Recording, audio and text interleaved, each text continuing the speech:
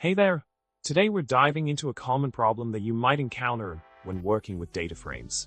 The problem at hand involves dealing with lists of different lengths in two columns and wanting to truncate the explode operation to the shortest length of both lists. It could be a bit tricky, but fear not, we have a neat solution for you. Let's talk about the solution. The first step involves calculating the minimum length between the lists and columns, and B. This is done using the pl.min_horizontal (pl_call) of b.list.len expression. Next, we filter out the rows where the minimum length is not equal to 0.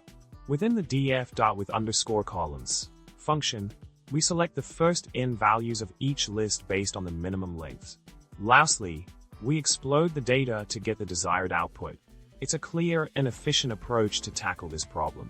Continuing with the solution, the resulting data frame, after applying the provided code snippet, will have a shape of 5-2. Each row will contain values from both columns and be truncated to the minimum length found earlier. This approach ensures that the output maintains consistency and reflects the data accurately.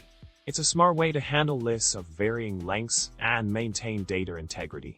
In summary, addressing the challenge of working with lists of different lengths in data frame columns can be efficiently resolved by utilizing the outline solution.